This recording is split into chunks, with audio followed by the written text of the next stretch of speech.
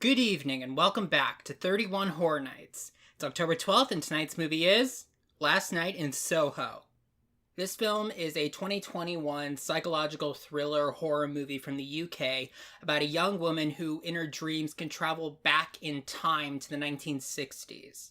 The trailer started out as feeling like definitely not a horror thriller movie, but then she witnesses a murder in the past and things start picking up. This movie is absolutely stacked in big names. Aside from featuring several big name actors in TV and movies, like Oscar and Emmy winning actors, it's directed by Edgar Wright, who I think might be most known for directing the sort of trio of British comedy movies Shaun of the Dead, Hot Fuzz, and World's End, and also directing Baby Driver. He wrote the screenplay along with Christy Wilson Cairns, the co-writer of 1917. This movie has a lot of talent behind it, so let's hope that comes through in the final product. I'm gonna go watch it. With today and yesterday, we are on a roll. I loved Last Night in Soho. I'm giving it a 9 out of 10, and I can confidently say it is my favorite movie of horror nights so far. I really love the style of this movie and the direction of this movie, and the story was great. I also really like the main character, Ellie. She is the rural person going to the big city type of character. She's shy, but she's not a doormat. She's definitely different than most of her peers, but she doesn't, judge them or anything over it. Thomas and Mackenzie did a really good job with her. They say from the beginning that she has, a sort of sixth sense. She has, visions. And from the trailer, I thought that she was actually going back in time, but no, it's more like seeing visions from the past. She can watch it, but she can't really affect it. Sometimes she's, from a third-person perspective, but more often than not, she seems to be watching this from the perspective of this woman from the 1960s, Sandy. Sandy's character is a stark contrast to Ellie's character because she's very competent, very assertive, and she's willing to use her feminine charms to get the things that she wants. Sandy is very much a go-getter type of person. And it's interesting to see these two stories happen side by side from our perspective, but they're years and years apart in the context of the movie. You can tell that Ellie really admires Sandy. She changes her hair and makeup so that she could look more like her. And she gets a little bit more confident when she spends more time watching Sandy's story. The movie is mostly about these two characters, but there were some supporting characters. When Ellie first got to college in London, she was in a dorm, and her dorm mate, she sucks. She's a mean, catty person. She's funny, but she sucks. There's this other classmate named John, and he and Ellie form a sort of romance, and I liked the dynamic between those two. Those two were cute together.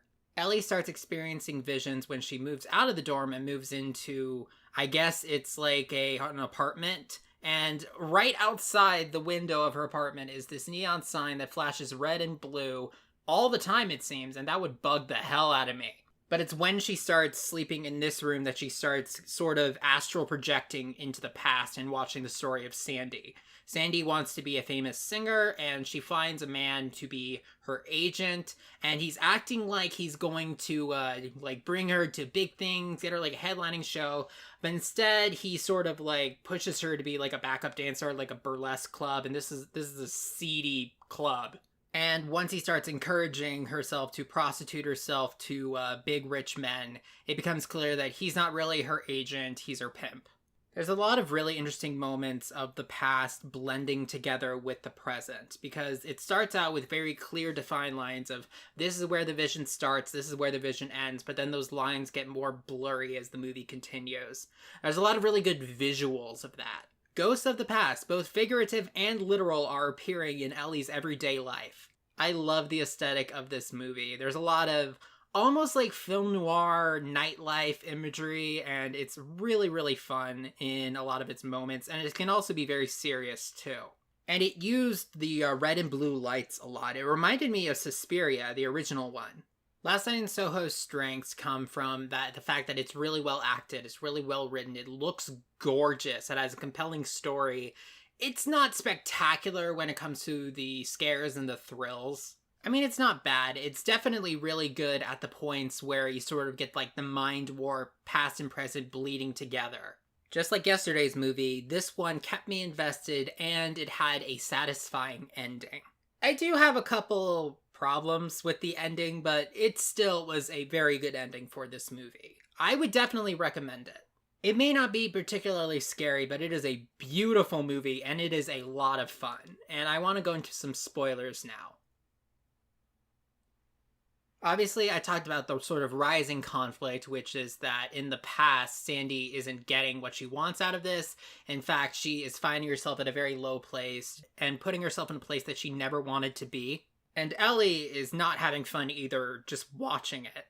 Things come to a head on in the present Halloween, and she and John go to a party and they end up hooking up and going back to her place. Boys aren't allowed past 8 p.m., the landlady says, so they have to be quiet. But she sees on a mirror on the ceiling that I don't think is actually there in the present, she sees Sandy get murdered by her manager pimp, Jack. She goes to the police about it for some reason, even though it's literally like a vision she received, and they're polite, but they're not gonna help her. So she, with John's help, try to research a little bit more into this. And she's also being haunted by phantoms of what look like all the men that Sandy slept with back in the day. This is the point in the movie where there's a lot of really interesting visuals where it's hard to tell where the visions stop and where reality starts. There is this one suspicious old man who goes to the bar a lot that Ellie works at, and she believes that that is the grown-up version of Jack. And she does confront him, and he does sound very, very suspicious, but it's revealed later that he wasn't Jack, he was somebody else. And then we get the big twist. She decides to just give up and leave London because this is all way too much for her. But when she goes back to her apartment with John, she says, "Get me if I'm not out in like 15 minutes," because that room has become like dangerous for her to be in. She's like having a chat with her landlady, and the landlady gives her tea and talks about, well, you asked if anybody died in here. I guess you could say that the young, innocent version of me died here.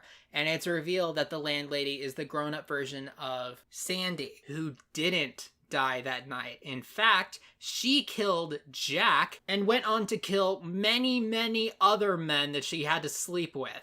She also hid all their bodies in like the floorboards of the house, and I call BS on that because I wouldn't know this from experience. I've never smelled one myself, but dead bodies apparently really, really stink. Like enough so for it to be hard to believe that she kept that from like the neighbors even. But anyway, after a little confession, it's revealed that the landlady drugged her and is planning on killing her, but thankfully John comes in and a fire starts because like an ashtray got put in a trash can and the whole building starts burning down. And she goes up to the room for some reason. She's like trying to run away from the landlady, but like why escape both this killer and a fire by going upstairs? When she's back up in the room, she sees the visions of all those dead men. And at first it looks like they're attacking her, but then it becomes clear they want her to get revenge on their behalf by either calling the police on Sandy or killing her. Ellie ultimately refuses to do both of those things and won't let Sandy kill herself. However, she doesn't really press the matter when Sandy just sits down on the bed while this place is burning down and saying, "Get out of here, save yourself, save the boy, just leave me here."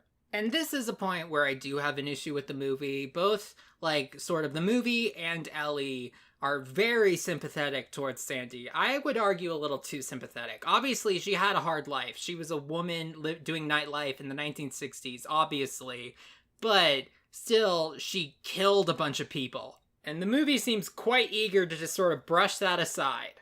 But anyway, Ellie and John make it out of the burning building alive, and Ellie, she was going to school to be a fashion designer, and she does more fashion designing, and the movie ends with her seeing a vision of both her mom, who is implied to have had the same sort of visions that she had and died when she was little, and a vision of Sandy, and they she blows her a kiss, and then the movie ends. I was kind of expecting after that her to sink into hell or something. Again, the movie seems to be framing her as not that bad a person. She was. But anyway, despite my few problems with it, Last Night in Soho was a great movie. I loved it. I love the aesthetic, I love the characters, I love the mystery of it. The horror wasn't spectacular, but it did the job. I would highly recommend it to anybody listening. All right, thanks for watching. I'll see you tomorrow.